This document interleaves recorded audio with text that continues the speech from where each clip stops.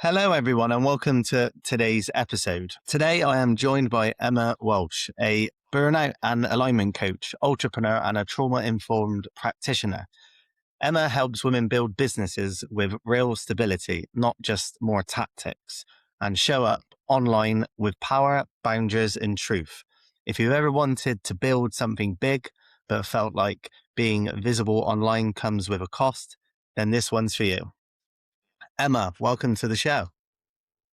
Thank you for having me. I'm looking forward to this conversation. I think it will be good. It's nice to reconnect considering we started building our businesses around the same time. So this was going to be good.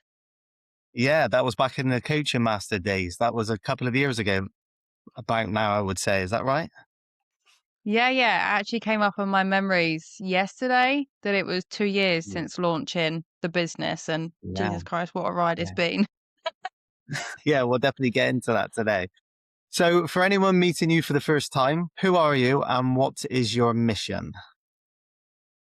So we'll start with my why, because I think that's always the most precious thing. And ultimately, like anybody that listens, like we do everything because of a why, right? So for me, my why is it has several additions, but the biggest part of it is legacy.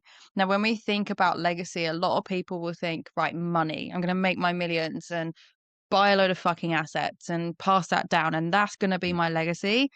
For me, this legacy is about something that money can't buy. And it's a legacy that you pass on within yourself because when you do the inner work to stabilize your nervous system, to build capacity within your nervous system, to receive love, feel comfortable in love, and just actually find fulfillment in your own life, you are going to pass that on to your children. And this is where we cut things like generational trauma out. And your children then get to go on into a world that we've been trying to run away from, right? Like we don't want to be in toxic relationships and we don't want to struggle with our mindset. That ends with us.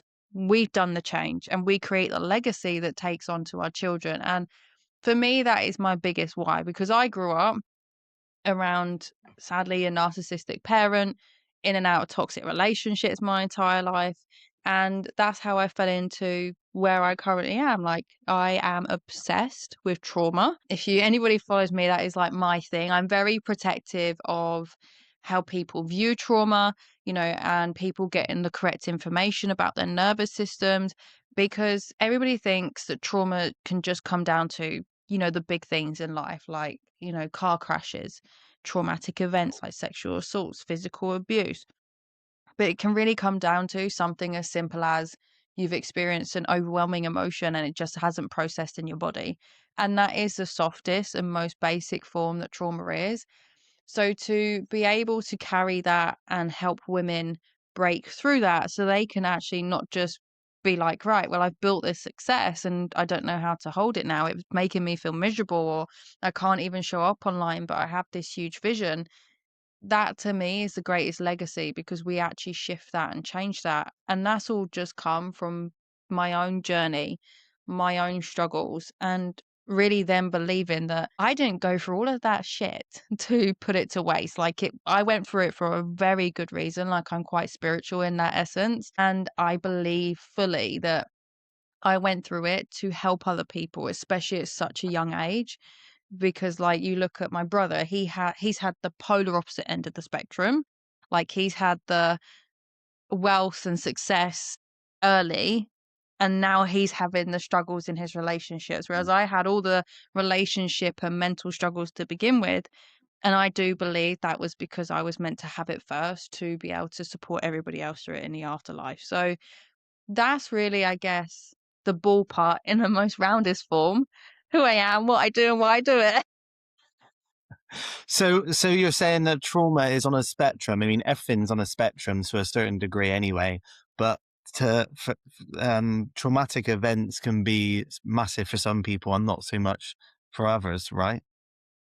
Yeah, 100%. And like what we've always got to remember is everybody's trauma is valid.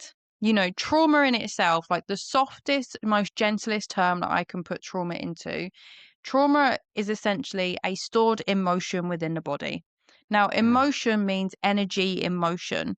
So when we basic it down, trauma itself just means energy in motion. And what we have to remember is everybody perceives reality differently. How Mm, someone perceives a car crash will be extremely traumatic for one person, and for another person, it was a lucky escape and they're grateful to be alive. And that's the thing. So everybody's trauma is extremely valid, but it is also an element of just because you haven't had an extreme event happen in your life doesn't mean that you don't have trauma. In the same mm, term that not everybody's situation is trauma, it's just we're not doing the fucking thing that we need to do and we're just avoiding it. Like, mm, but it's about when we look at trauma, our body will tell us. If we're experiencing a mm, event that is making us relive, like for some people, prime example is they're trying to show up online. The minute they whip their camera out, their throat is closing up. Suddenly, all of these ideas that they've had just disappears out. yeah, That's trauma replaying out. That's your body going into fight or flight or freeze and mm, shut down. And we're not capable of moving that energy, but it just looks like, holy shit, I've just lost all my ideas and I can't speak on camera. And this is really, it can be as simple as someone laughed at you in school that made you feel embarrassed. So now mm, the minute you whip your camera out, you're scared that you're going to be embarrassed again. And like this was something that personally I really struggled with for a long time. I was so scared to say the thing that I meant, like fully meant online, because I was so scared that someone with more knowledge than me was going to embarrass me, mm, because there were several times as a child that I'd said exactly what I meant to my parents, and it was either dumbed down, it was being like thrown back in my face. Like prime example, I moved out at 17. Um, and when we had a sort of family event and the topic came up, I was very honest and I said to my mum, like, I moved out because I really find your anger uncomfortable. Like, it doesn't make me feel safe. I'm always on edge. And she had a full teary breakdown about it. And it was then me comforting my mum. So yeah, then my emotions, my thoughts made me feel so unseen. And this is mm, how our trauma then plays out, because then I'm trying to show up online being like, hey, I don't agree with what these people are saying, or hey, this is how trauma works, and hey, this is how it's stopping you showing up. And my voice is going, you can't say that, you can't say that, can't say that. And it's mm, it's that element that doesn't always show up in this physical, I'm going to have a mental breakdown and start crying. It can literally show up in the most sneakiest form of we start mm, over explaining, we start shifting and changing our wording. And that is our trauma showing up. And like you sit and think, in my prime example, from the outside point of view, my mum crying over me being honest and me nurturing her doesn't look like a big traumatic event. It's not a car crash. It's not something that where I broke or the house burnt down. It just looks like a daughter who's upset her mum, who is now nurturing and soothing her parent. But that created such a strong emotion in my body that says, your opinions aren't valid. You don't get to be seen. So just shut up and get on with it. That's your safest bet. And our nervous system, all it ever wants to do, our nervous system's prime job in this life is to keep us safe, because it goes all mm, the time you're safe, you are alive, and my job is done. So if I see a potential threat, I'm going to do everything absolutely possible to make sure that you don't, end up hurt, you don't end up upset, you don't end up feeling the emotions that you once felt in a situation like this before. And this is when yeah, we then consistently relive it out. And for so many people, like I know we spoke about before with mindset and stuff like that, so many people try to address this kind of stuff on a mindset level just by saying affirmations in the mirror. But our mm, emotions are the things that are driving our show. Like you look at psychology for years, the psychological way when you saw the event, you experienced the emotion, you had the thought, you then had the behavior, you then had the result. That's psychology. So a lot of people mm, go, right, well, I'm going to work on the mindset level, but they forget that the body is the one driving the mindset. And this is yeah, why yeah, so many people relapse. And like I did that when I first started out, I was like, right, let's just skip these emotions and just get on with it. And then ended up burning out. And mm, it shows up in other little ways of like, okay, I feel safe to be seen and in body, but I don't feel safe to be seen in voice. And this is the thing. We are like onions as human beings. We are layers. Just because we have shifted one layer doesn't mean there isn't another layer there. Like, and that's the thing. It's that saying of new levels, new devils. And each level, there is going to be another layer. And this is Mm. consistent work that happens all of the time. So when it comes to being on a spectrum, for sure, everything is on a spectrum, but it's not always having to be the most serious thing in the world that's put you onto that spectrum. And some of it is we're just facing some fear. You know, like if it's the first time that you've ever showed up on camera and you're trying to get comfortable with it, naturally you're going to have a nervous system dysregulation. And Mm. the difference is when you are dysregulated, once you have done the thing, so say if you're trying to show up on camera for the first time, you show up on camera and you think, well, that was actually really easy.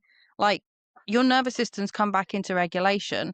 When it's a trauma, it's I can't physically do this. My heart is going to pump out of my chest. I feel like I'm short of breath. Just everything feels off in the body. Whereas, like I say, a dysregulated nervous system is extremely healthy, and we're going to bounce in between that and general regulation. But it comes down to the difference of, can I fully take action on this and be 100% myself, say exactly what I mean, do all of the things that I actually want to do when I deliver? Or am I only able to do 1% of that and or sometimes even none of it? Does that answer your question? That was that was a lot there. No, no, it's brilliant stuff. I absolutely love it. What sort of women do you help then, Emma? And what is she struggling with behind the scenes? So for a long period of time, I was trying to help sort of new aspiring coaches Yeah. because I as a new aspiring coach myself, I would say the biggest thing that burnt me out was not the strategy, it was not the workload, it was the constant trying to do and be without the actual capacity within my body to do it. You know, I was always trying to show up online, but never fully be myself. Like I was always performing. And that to me was so important that we, actually make the strategy work by healing Mm. ourselves. And I started to realize over time, and this is a very natural part, I think, of having a business is you can know what someone needs, but they don't know it for themselves yet. So if they don't know it for themselves yet, you ain't gonna sell fuck all. Like Yeah, that's the exactly. bottom line. Mm. Whereas, and I saw that, and it was really sad to let that part of my niche go. So now for me, it's very much the businesswoman that actually already has her business, but she just knows that something's really off within her body. She's miserable. Like she's going to work, she's coming home at 7 o'clock, she's still scrolling through her phone. She is trying to show up online, but never really says what she wants to say. She's swearing at people on the road because they're not going fast enough. And she's burnt out. The biggest thing that I do is burnout, and burnout is a manifestation of trauma. Like that is the Mm. bottom line. It comes down to our behaviors, people pleasing, always saying yes, never being able to rest.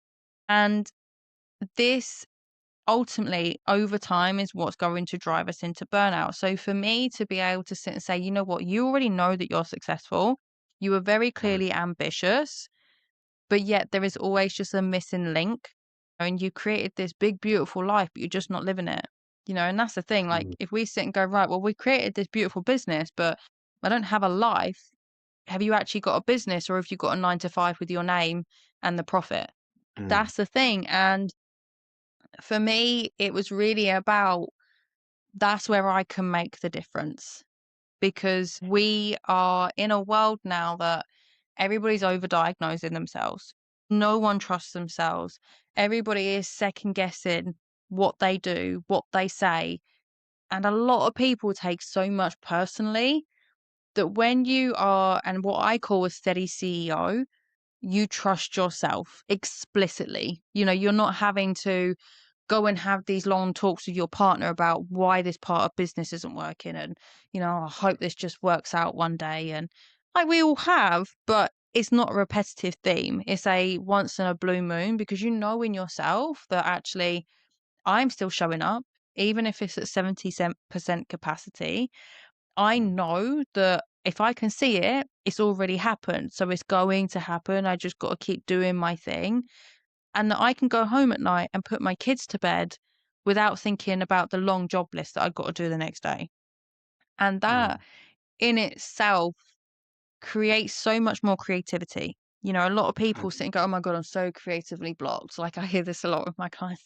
"Oh my God, I'm so creatively blocked." And it's like, you're not, you're just trying to pile so much into your brain that you have no natural reaction to the human world anymore. You're not responding to life because you're not living life.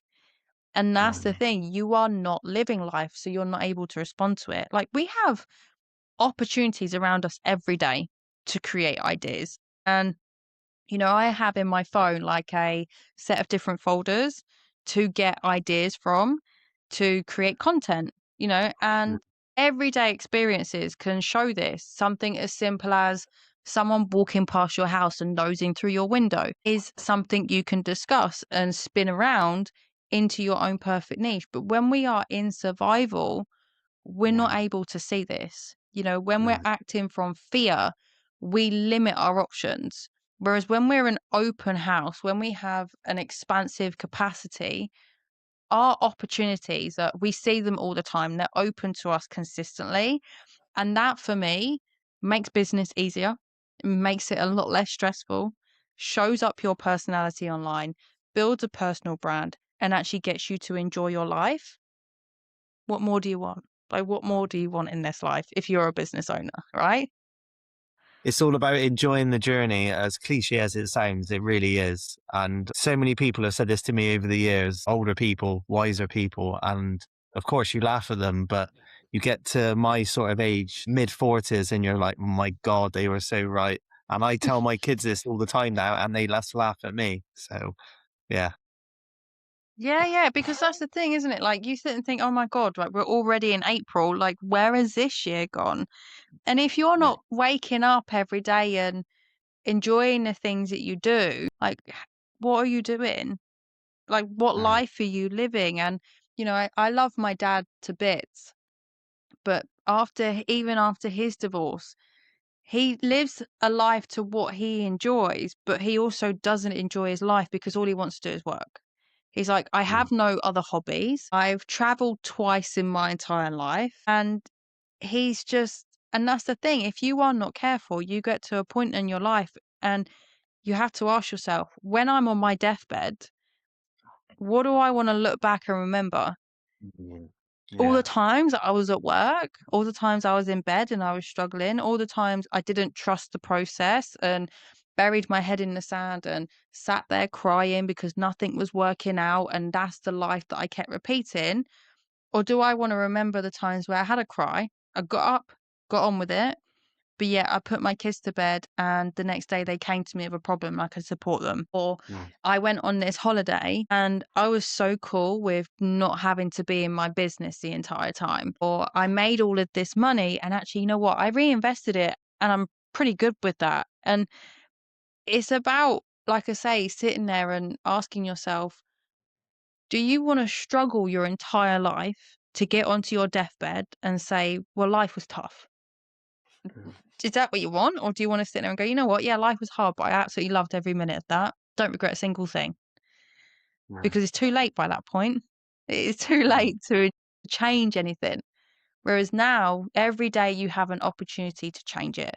Every day you have an opportunity to say, life isn't living the way I want it to be lived. And that as well is really part of being a steady CEO because you come back into, well, what is it that I want? How is it that I want to live?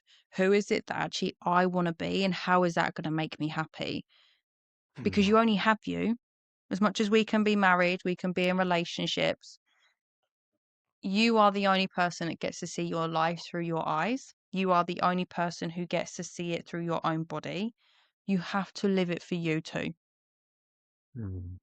Yeah. I think it's about being content. I know lots of people could define that in different ways, but I think it's about being content and just happy in your own skin.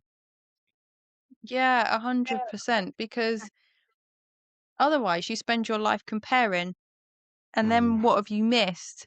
Every time say for instance, you're sat on a beachfront and there's couples walking about everywhere, and you see one couple and they're all cuddly and they're all gooey and they're all over each other, and you're like, ugh, ugh, but you've just missed the old couple over there that are hoping that mm, one day they get to see their partner again. Or yeah, you miss seeing the little kid that's giggling and laughing. By comparing yourself to other people, you miss the very things that make you happy. And that's the mm, thing, you're eating your life away, and before you know it, it's gone. And what have you done? mm, You've just missed all the good things in life and the beautiful things that life has to offer. Because there was I can't remember what it was, but someone once said, if you spend your life finding why a reason as to why every day could be great, you will have the greatest life. And I think mm, that in itself is a true testament, because the more you focus on the negative, the harder life will be. And the more mm, you find the greatness in your life, you will live the life you've always wanted. 'Cause it's always yeah, here. It's always within us. We already know it. And I firmly believe that we already know the life that we want from the moment we are born. yeah, Like the visions, and I don't know if you'll agree with this, but the visions that I have for my life now, I've had them since I was, as young as I can remember. They've mm, just slightly changed to the modern day compared yeah, to what they were. yeah, And that's the thing. We already knew what we wanted, but the mm, world and our life experiences have yeah, very much told us sometimes that we can't have it, that we're not capable, that we are not, strong enough. We are, someone worth listening to. And then we start believing that we don't get to have it. So we stop mm, fighting for it. And we start to believe that it's just a dream that's not possible. mm, And that's yeah, where so many people feel lost. We already knew. We were born with it. Everybody was born with an imprint, with a dream, with a vision, and it's just down to you to come home to that. And a lot of people don't. And I think that's where a yeah. lot of people struggle. Yeah, we're conditioned by society as we grow up, and yeah, that inner child, it gets sort of lost, and that I think that's why so many people have this midlife crisis. They get to a certain point, they go down that road, and they're just, God, where's my life gone? What's happened? And yeah, especially for a lot of the guys that I coach, they got to that point, and it's just like a realization. It's like, wow, in 10, 20 years, I'm going to be retired, and then that's going to be it. The kids are growing up, they're starting to leave the house there, and it's that realization. And yeah, and it's really, really, really, it is really, really scary. Like you said, before you know it, life can be gone. So you got to grab life by the horns and make the most of it, right, Em? Yeah, yeah, and you're not kidding. You're not kidding. You have. And you've literally just gotta say, just fuck it. But that's my Mm, answer for so many things in my life that have got me to where today. I'll just fuck it. Like, what's the worst that's going to happen, right? We'll just end mm, up back to exactly where you are right now. And I think this is something that they yeah, do say a lot in the coaching space. Like, what is the worst that's going to happen? Yeah, you mm, invest a load of money, but you end up doing the exact same thing that you're doing now. The mm, only downside is you're spending more money paying off your debts, paying off for the coaching programs that you've invested into. But yeah, there's always a lesson in all of this. Like, I don't know if you can mm, agree with this, but I don't regret a single investment that I've made into my business, because every investment has been a mm, huge part of my journey. Like, a big part of my investment into understanding trauma and learning about trauma, that's worked more wonders for me than what it's done for any of my clients. But then that's yeah, why I can be the coach that I get to be. And that's the thing, is it comes back to that level of, we always knew that we were meant to be a certain person. And mm, I think there is actually some science behind this, that we are born with more neurons than when we are as an adult. And what happens is, like a tree, through life mm, conditioning, these neurons get taken down and get mm, stripped back and get thinned out. And then, of course, when we start doing this healing work, they all start growing and coming back. But as mm. children, we are actually born with more neurons. That's why kids are so fearless. That's why they have this fuck it attitude and don't care. And, you know, Yeah. they have no fear. They have no worries. It's purely the conditioning of life that Mm. makes us who we are. And for me personally, I learned, you know, very recently actually, that I came out of my mum's womb with the umbilical cord wrapped around my neck 3 times. And after being born, I actually slept consistently and they had to wake me up to feed me. And doing some research on that myself, it was actually that as a child is a indication that you are living in survival from the minute you're born, from the stress in Mm. your mum's womb. And what happens is, obviously, as kids, no one teaches us how to regulate our emotions. No one teaches us how to come out of this. And now, as an adult, like I'm coming out of this level of survival, and it's like I get to now be the child that I was always meant to be, Mm. you know? But in that process, it's given me some of the most beautiful qualities that I could ever be grateful for. Like Harry always says to me, you can read a room before you've walked into it. You Mm. know what someone else is feeling before they've even felt it themselves. And they're some of the most precious qualities, you know, I absolutely love. But without doing this journey, without paying into the coaching and the investments, and I wouldn't know how to refine it and better it. Like now they're better than ever because I can actually do something with them. So it's really about that mindset perspective of enjoying the process, taking the best opportunities, even if they don't look like an opportunity, and finding the lesson. In every struggle, there is a lesson. And I do personally believe that those struggles are there to push you to be a better person. It's just whether you are willing to be true and honest enough to yourself to take the lesson on board and do something about it. Yeah. It's all about learning these lessons and not falling into that victim mindset, that fixed mindset, keeping a growth mindset and moving forward. And that way we're going to grow, we're going to evolve, and we are going to become that better person. But we've got to stick with it. Yeah. Yeah, it's tough. It is tough. I know. So what did you do?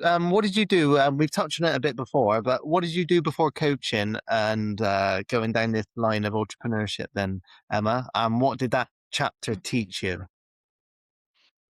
Probably the most unconventional thing, like, I think people are always shocked when I say this, but I was a tractor driver. Like, I was a very good tractor driver. I was one of only 2 females in the UK to drive one of the biggest tractors in the world, and I'm very proud of that. Like, I was featured on global platforms, like agricultural platforms, several magazines. Like, I was a proper woman in agriculture, and I was running rings around the guys. So, I think, do you know what? I do strongly believe that part of my life taught me about work ethic in a Mm. form Yeah. that I would have never experienced before, because in that time of my life, it was normal to work 100-hour weeks, 6 months of the year. Mm. Like, and you didn't batter an eyelid. You know, you learned how to get on with it and not complain, how Mm. to do the dirtiest and grubbiest jobs and normalize it. So those sorts of experiences really shaped who I am in that element of working hard, facing and doing tasks that look disgusting, but actually, in the grand scheme of things, can 9 times out of 10 be washed off with a bottle of shampoo and, you know, some brake fluid or something like that. Or, you know, it's everything can always be cleaned up. And Mm. I think another big part that that life taught me was how to be comfortable with being alone. You know, like Mm. farming is a job where, you know, some days I wouldn't see anybody for 3 days. I wouldn't see a boss. I wouldn't see a colleague. I would leave the yard at 7 in the morning. I probably wouldn't come back till 1, 2 in the like the following, you know, that night. And you would diesel up and you just go again. And I had the dog, but before that, I didn't have a dog. And it was this level of responsibility that I guess a lot of people won't ever Mm. experience, because not only are you working on your own, you have to learn your own time management. You have to be structured. I'm very good now as well at kind of guessworking how long something's going to take me. Also, a level of honesty that can suck, because the best and biggest way, and this principle runs through life, people will respect you more for being honest when you fuck up over Wow. lying to cover it up. And farming taught me that a farmer will always respect you more if you're honest about something that you've done wrong or asking a question when you don't know something. And that industry really gave me the confidence to do that. But it also taught me a lot about when you are a certain person, having thick skin. Because an industry, like any industry, I probably know it more because of being in agriculture. A lot of people will make rumors up. They will Mm. shame you, they will make rumors up about you. And it's like no matter what you do, it's never enough. And that was something I really experienced, especially as a woman in the industry. So it taught me Mm. a lot about having thick skin. And it took me a long time to come to that level of having thick skin of I've either done it or I haven't done it. And if I haven't done it, it's not my problem. If I have done it, just own up to it, because the faster you own up to it, the quicker it's going to kill a rumor. People don't get Wow. a kick out of it if they don't think that they're hurting you. And that for me was probably one of the biggest shifts of, especially in the online space, of knowing that you can share without sharing everything, and that you get to decide to an element of what people are supposed to know. And you will never, ever, ever be able to control what someone else says about you. You will Yeah. never, ever, ever get to control who says it and how people respond to it, how long rumors go on for, and how cruel people can be, Mm. but what you get to control is how you let it consume you. And Mm. that's a fine art. Like, I don't want someone to listen to that and go, right, well, I just need to switch my mindset over. Like, it takes time to really come to that place of being okay with people saying shit about you and not letting it live rent free in your mind, and knowing that it's more personal to them than what it is to you. And I think as much as like now I still get to do the farming, like I ended up dating a farmer, so it kind of worked out pretty well for me. Like, so I get to live the best of both worlds. I mean, I think I would never ever go back to it full time, just because of it's very easy to lose yourself in that job. You know, like I say, long hours, no one to speak to. And actually I found it even in being an entrepreneur. I'm very comfortable with being on my own. But what Mm. I didn't realize was when you do the healing work, naturally the byproduct of doing the healing work is to take action. Now, there's one thing taking action within your business, but taking action in a personal lifestyle setting is a whole other experience. And you'll never actually get to define your real personality by being on your own all the time. So for me, Mm. like we discussed earlier, that I've gone back into a job, and it's actually at the local pub down the road. It has been the best thing that I ever did, not just for the financial stability, but actually for me to then go into that, talk about what I do, like as a trauma informed coach, as a practitioner helping women heal trauma, you know, believing in myself and not thinking, oh my God, I need to prove my worth to these new owners. It's actually like, no, I'm good at what I do. So I know I'm fine. Yeah. And cracking jokes, like I'm actually quite an entertaining person. I'm quite funny. And I've got, I think, working with men my entire life, I can get in on the male banter and not second guess it. And I can be pretty quick. And it's taught me that. And that's the thing. Like now I can be in this pub and I can be pulling a pint and be cracking out a joke and laughing. And when it comes to then like my business, I'm on social media just being myself. But for the Mm. longest time, because of working by myself and being so comfortable being on my own, it felt like every time I got on social media to quote unquote be myself, it felt like a performance over Mm. someone that I was just being. And that for me is quite a big contrast. It really shows me personally like how far I've come, because even in agriculture it was like I was having to be someone. I had to be the best of the best. I had to be one of the best tractor drivers. I had to beat the boys, because if you didn't, you were failing. And I couldn't fail. I was not failing. Whereas now it's okay to be like, you know what? I just get to enjoy the things that I do. And if it's not good enough for someone, either tell me how to fix it or it's clearly not that much of a problem. And that is the biggest shift. That's the biggest difference. Sorry, my laptop was going to die. I think it's a really good point about the work ethic. My kids, I tell them stories now about when I used to fruit pick and when I was backpacking in Australia. And I remember it was backbreaking work. I picked cherries, I picked bananas, I did sweet corn, watermelons, all these different fruits. And it was backbreaking work, but it stood me in really good stead with that strong work ethic. And I always think now, if I'm ever having like a hard day at work, I always think back to those days and I think, oh my God, it could be a hell of a lot worse. Yeah. I think coming from that agricultural background, that is a really, really powerful. Yeah. And what a difference to what you're doing now as well. Obviously working with, is it just females that you work with, Emma, as female entrepreneurs building their businesses? Yeah, mostly. I mean, I think the thing that I'm not against men or anything like that, but also something that I've learned about men is, naturally, the masculine energy is to provide and protect. You Yeah, know, definitely. men, and Mm, I'm sure you can agree with this as well, a lot of men want to be able to feel like they can work things out on their own. They don't mm, want, they're not always ready to admit of actually this happened to me in childhood, or I had this mm, experience, or I'm scared that someone's going to laugh at me. And that's not an ego thing. I think socially, men have been taught that you are not allowed to be weak.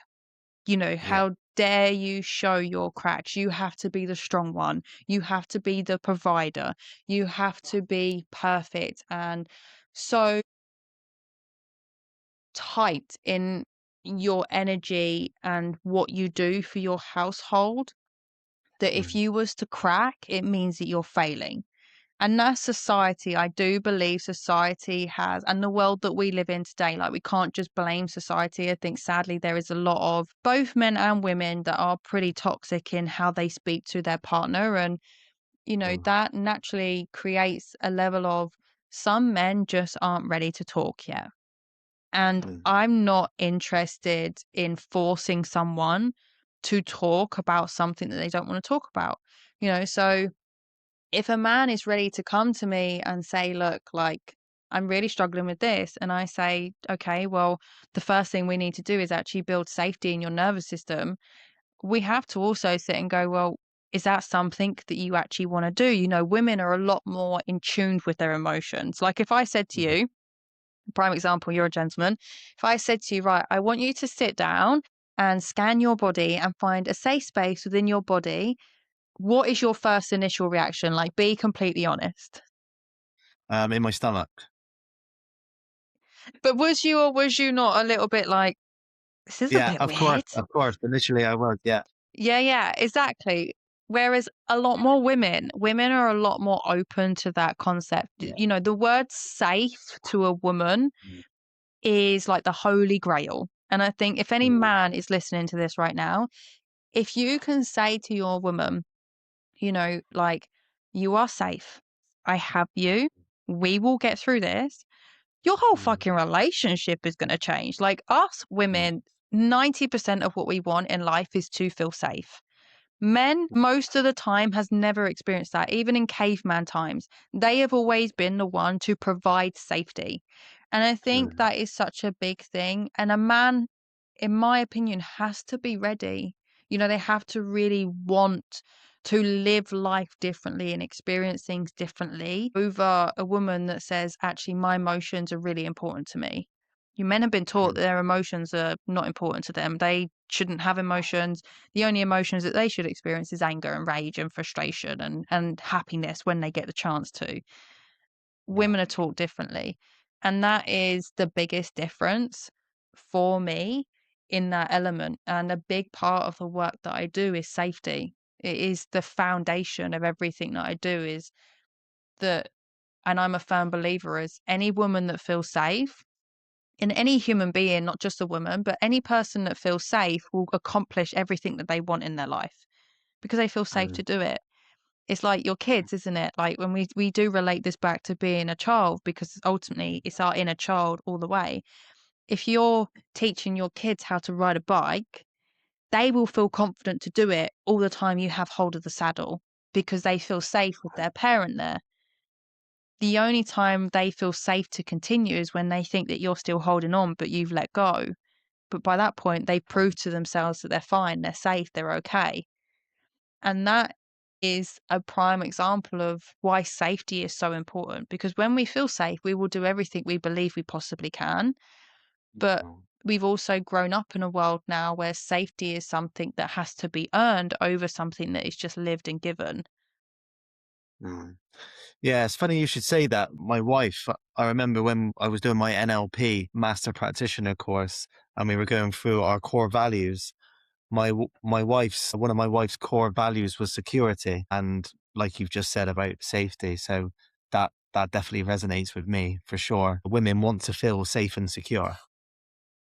Yeah, 100%. And, that's what, I think we've all grown up in a world now where it's like, it's sexy to be a strong, independent woman. And like, this Yeah. was something that I definitely personally experienced for myself was I had to be this strong, independent woman, and that we should never be able to rely on a man. When the reality Mm. is, we should be able to rely on a man. Like, it's okay to rely on a man. Like, I lean on Harry so much, not in the terms of I want everything from him in the world, but he's our safe, like as a woman, our partners are our safe space to turn to when we just need to vent. They're our first person that we want to call when the world feels like it's falling apart. Like, Um, safety yeah. doesn't just mean, oh, hey, I've got a roof over my head. It literally means when I need someone to talk to, you're there to listen. When I need someone to hold me and give me a hug, you know, you're there to do that. Like, and I see you nodding there, and I'm sure you can resonate that when your wife has a problem, the first person she picks up is the phone is to you.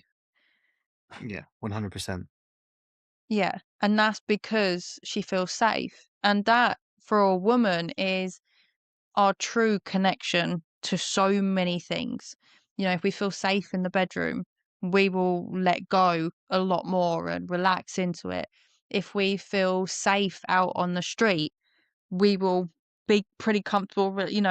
If we don't feel safe, we'll be clutching at your clothes and squeezing your hand and just needing your constant reassurance, because we're Mm. human beings and we have always, even when you look back in caveman times, the women waited for the men.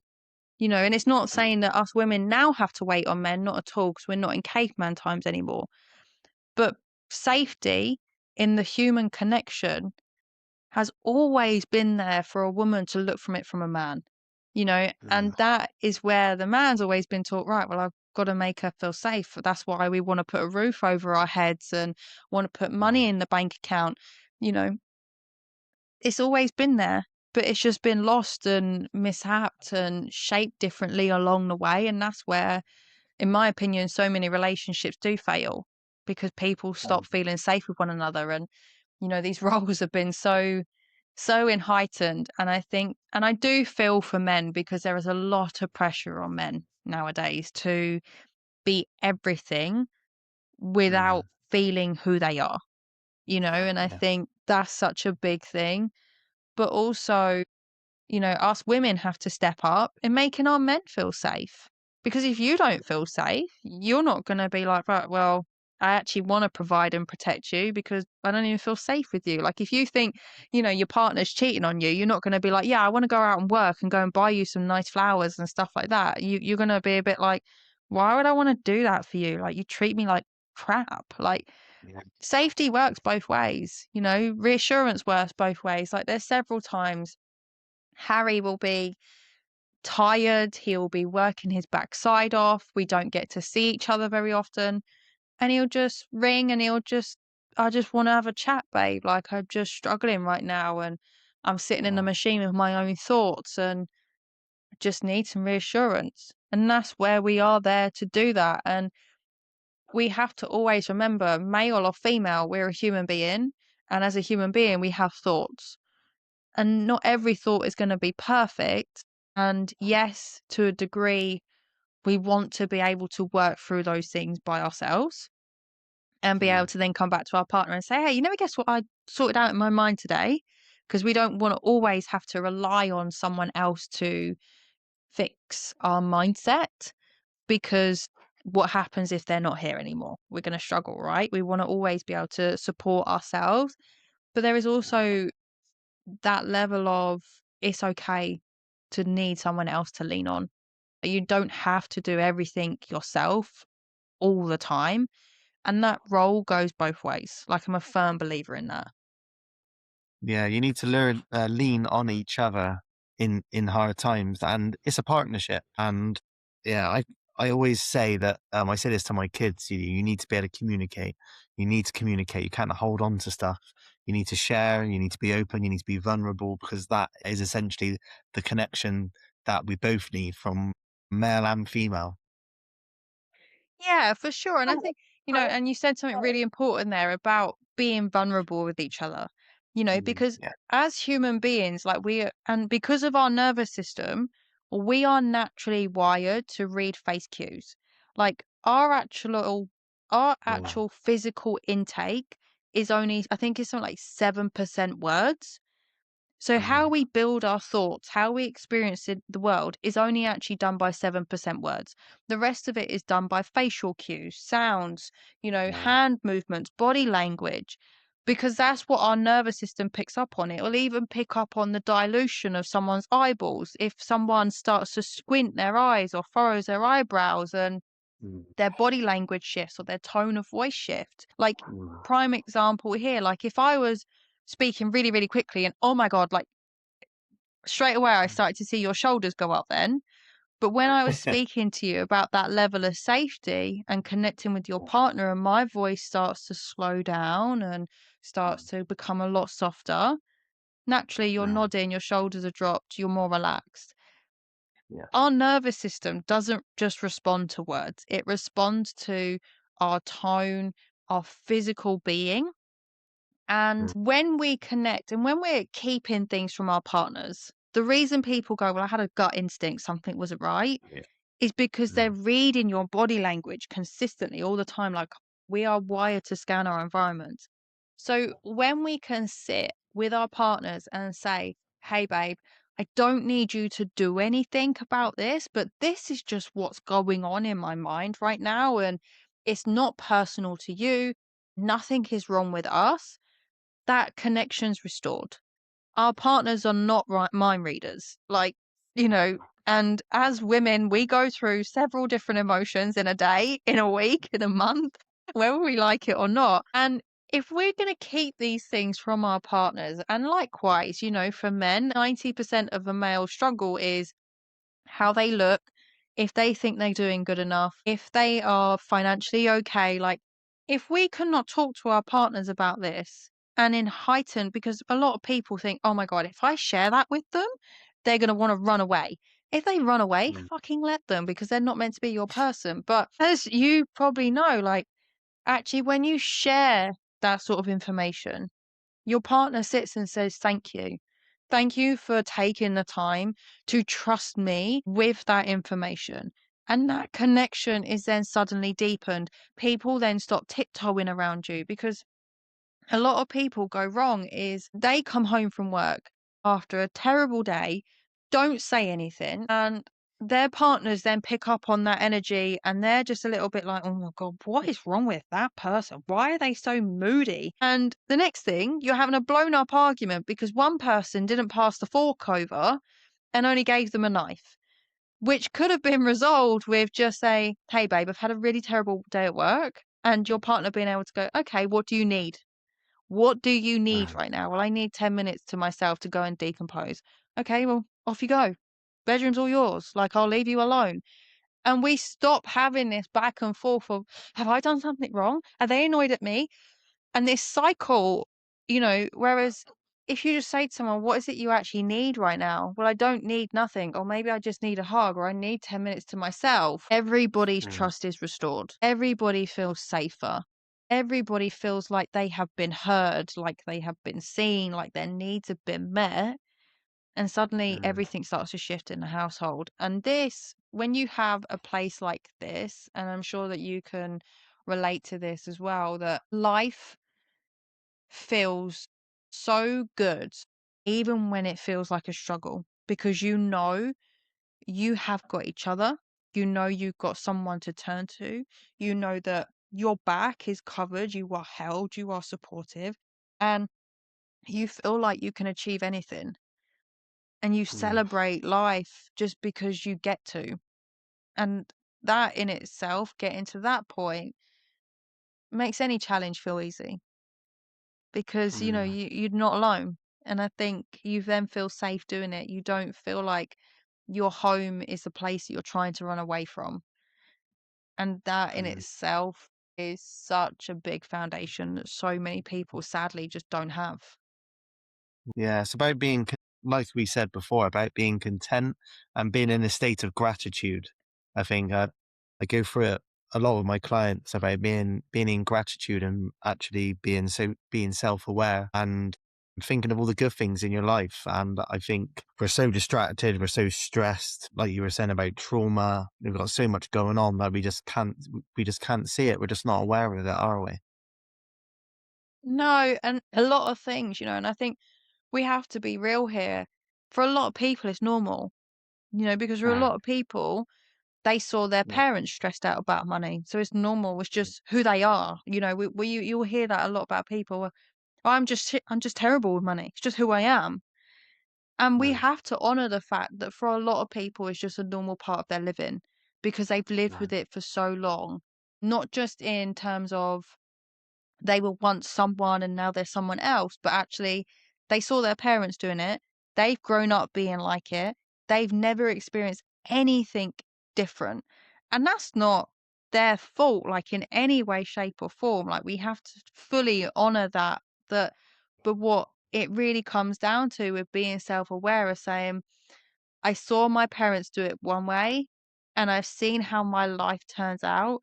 I can see the opportunities out there for me and I can see where I'm now holding myself back and where I don't want to be the same. Like, I could very easily sit and say that my previous anger issues and my, anxiety and my attachment in relationships and my overthinking was just who I was. And my being terrible with money was just who I was because my mother was like it. But then it's also about getting to an age in your life where you take responsibility and you say, I didn't like how I was treated, so I'm not going to be that person. And taking that responsibility of life gets to be different and I choose for it to be different. And so many people don't want to do that. They don't want to do the hard work because it sucks. Like, I'm not gonna put it in a pretty bow and tell you it's the best thing in the world. Like, when you're in it, it sucks. It really sucks. You go through all of the motions of, "Hey, let me heal this thing," and then you have the anger and the feeling of time being wasted and the frustration and the resentment towards that person, and then you roll through the next motion of finding peace and letting it go and just becoming content and not hating someone because you understand why they did it, but also that level of I don't want to actually have a relationship with you. And then of course the universe comes in and goes, hey, I know that you've been trying to run away from this and you've been healing it and getting away from it, but let me just test you one more time to make sure that's actually what you want. So you then yeah, have to have another level of healing.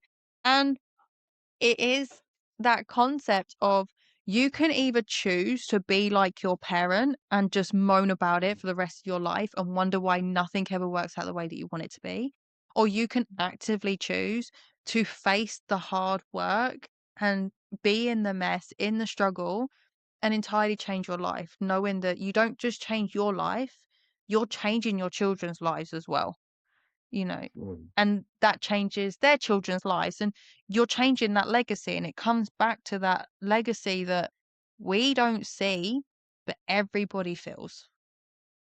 mm. Yeah, I actually had this conversation on the weekend. Someone quite close to me was, they were saying, well, you can't help the way you feel, things are just the way they are. And I remember saying to him, I said, no, people do change. I said, you can change the script. You can rewire your brain. You can, you know, these things have been proven now, neuroplasticity, when you learn a new language, when you learn a musical instrument, the shape of your brain changes. I said, an old dog knew tricks and all these different analogies, but you can do it. And I know a lot of people my age and older will say, oh no, I can't change. That's my identity and I can't shift it. And they don't want to do the work and they don't want to change. But on the other side of that, you know, no matter how hard, how long it's going to be, it is so worth it.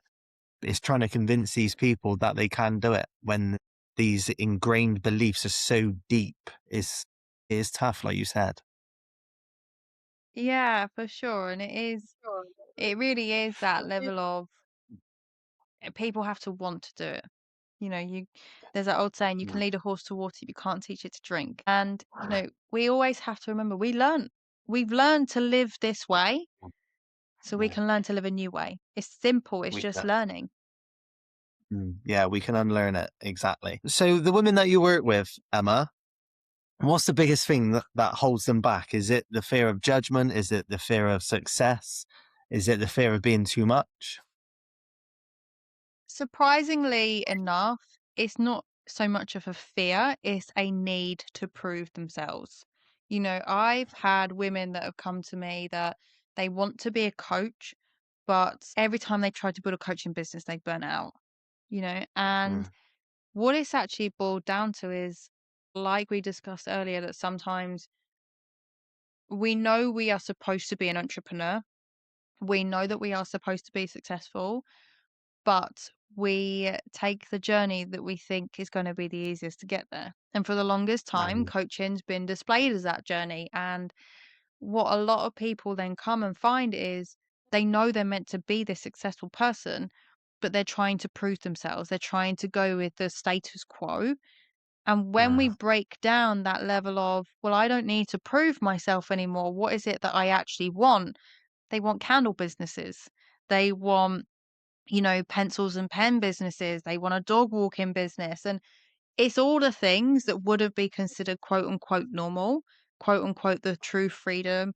It wouldn't look, extremely successful on paper, but it's what they want to do. And as we know, when you are in alignment with the very thing that you want to create in your life, nothing is going to stop you.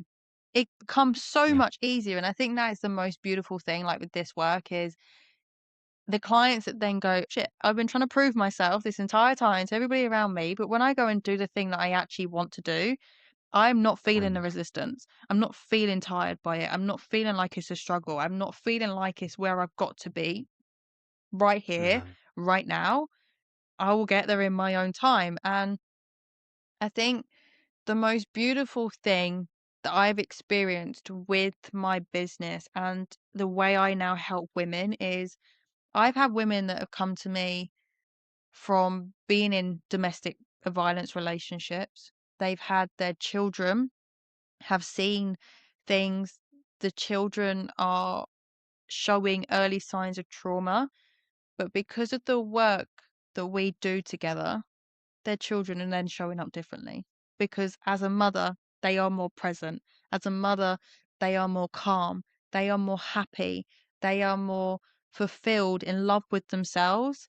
And their children then respond in the most happiest, excited. They feel all of the love, they feel that level of safety.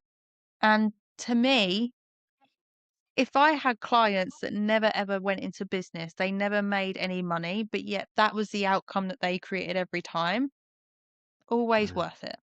Always worth it. Because we're not just changing a single person. We are quite literally creating the ripple effect, the impact that we came for. And that hand on heart just revolves around everything that I do for sure. mm. Do you think everyone's cut out for entrepreneurship? Because we both know it's tough.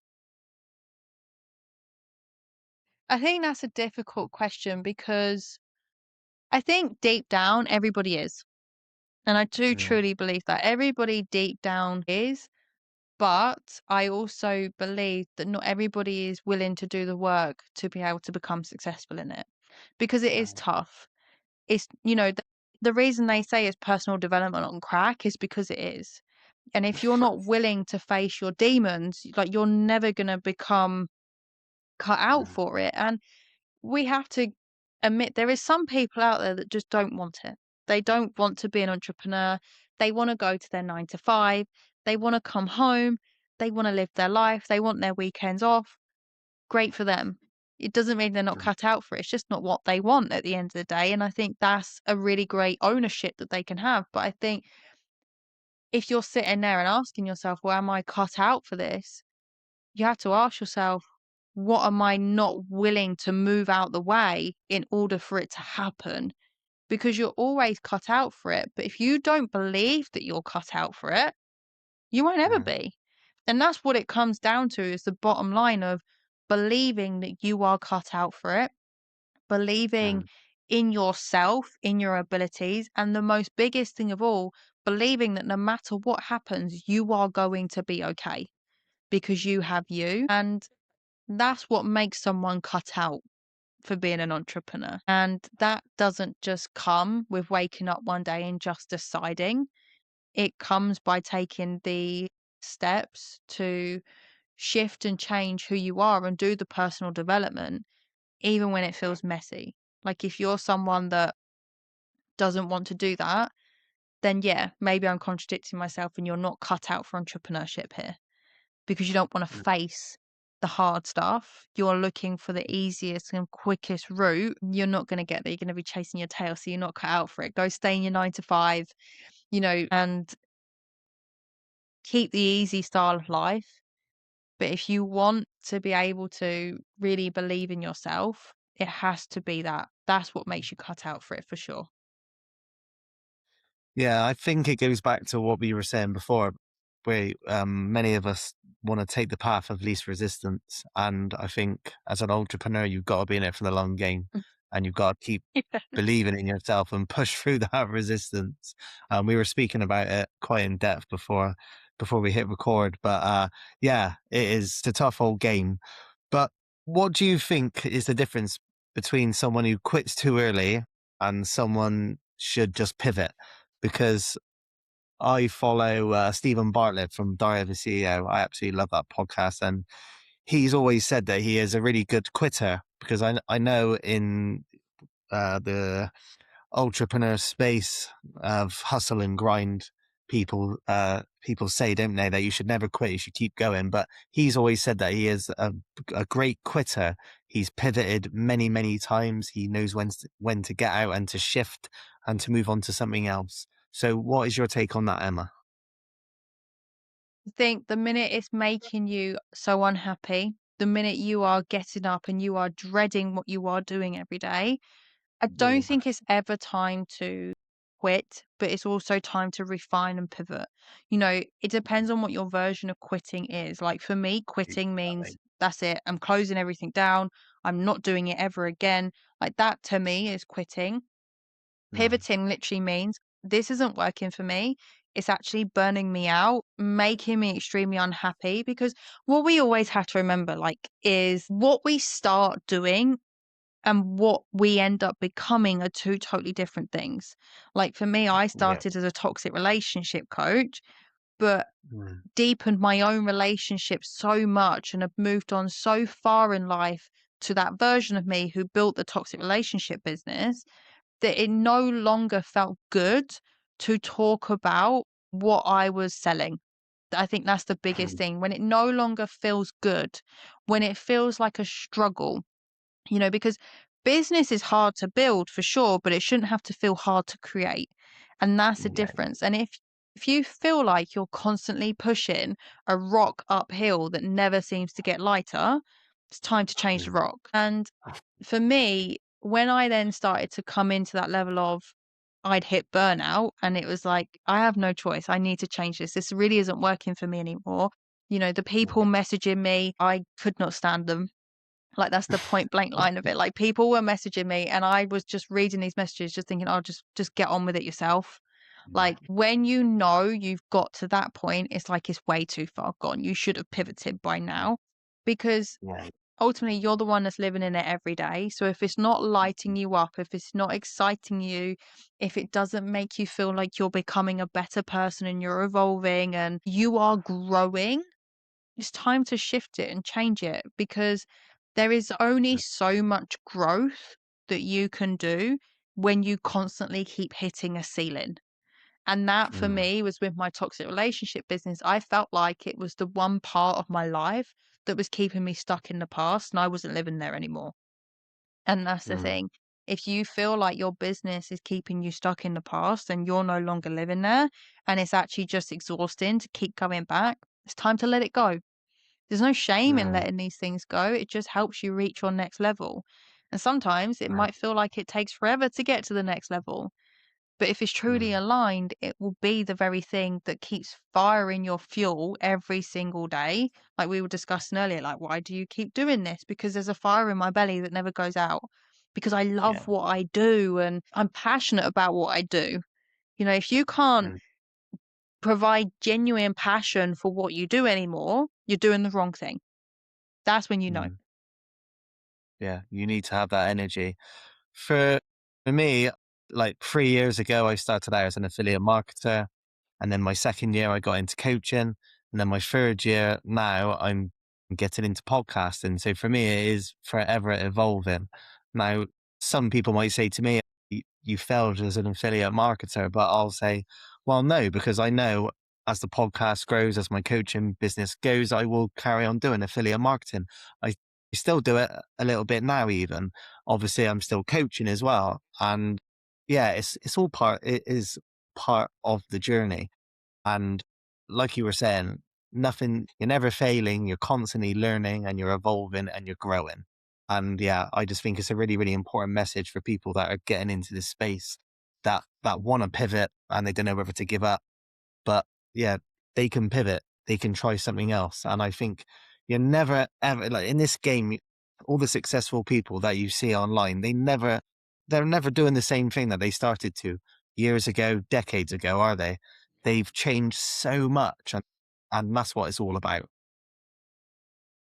Yeah, for sure. And I think, you know, it's always important to remember that your business, your brand should grow with you. Like it's not Mm, meant to be a one size fits all. It's meant to grow with you. And I'm sure, like you've just said there, like you still do parts of your affiliate marketing. If I yeah, didn't do a toxic relationship coaching business, I wouldn't love trauma so much. yeah, Like we start mm, these things, and just because they're no longer working for us doesn't mean that everything about that thing is no longer working for us. Like, we were mm, meant to go on that journey for a reason. It's just down to you, and like we were saying earlier today, that it comes down to what you choose to take away from it. You know, failure is only feedback, so you're never failing, you're only growing. Like, it's down to you what you choose to take from that. And if you wanna choose to sit and sob and tell yourself you're failing, "I'm never gonna do it again, and I'm just gonna stay stuck in this," like, boo you is the end result of that, because the only person that is suffering then is you. And because your energy is low, because you know you're not happy, everybody in your space is going to feel that. And eventually you mm, won't have a business, you'll burn out, you'll hate what you do. And burnout is one of those things that, and I can say from experience, it will be the thing that breaks your identity to make you the person that you become. Like my mm, burnout put me in bed for 3 months. Like, I mm, had to break every part of my being to become someone different, to get better from it, and you then lose your business in an essence. It goes away, you know, because you yeah, can't have the capacity to do it. So, pivot before you burn out, enjoy your life, mm, and do what we've kind of already said about loving the process. If you're not loving the mm. process, something's not quite right for you. What is your message then, Emma, to anyone thinking about starting a business right now? My message would be to come into it with the understanding that you're not going to get to the end result tomorrow. Because we are in a world now where, especially if you're going into like a personal development coaching space, where people have a lack of trust. It's not that we are in a lack mindset anymore. It's just there has been a lot of scams out there. Scams are more present now than ever. You have to be so strong in knowing who you are, because you're going to shift and change so much on this journey. And knowing Mm, that it's gone are the days of it taken, you know, 7 times for someone to see you before they buy. it takes 6 to 7 months now for someone to consistently see you before they buy. And Mm. that's okay. But you have to be so self assured in yourself of knowing that you are doing this for more than just money. You are doing this for more than just freedom. You are doing it because someone somewhere in your heart knows this is what's meant for you, Right. that's what's gonna get you to the other side. And Right. don't ever sit and base your success off someone else because they started in a different time, a different Right. journey, and not everybody tells the truth. You have to take things with a pinch of salt, and that really comes back down to having that level of self-trust that you are Yeah. always where you are right meant to be to get to the other side, because Mm. otherwise, if you don't, you will end up spiraling in the online space, thinking that you're falling behind, buying things that you don't need to buy, and the list goes on. So it really comes down to a level of self trust and loving the journey over rushing to get there tomorrow. Mm.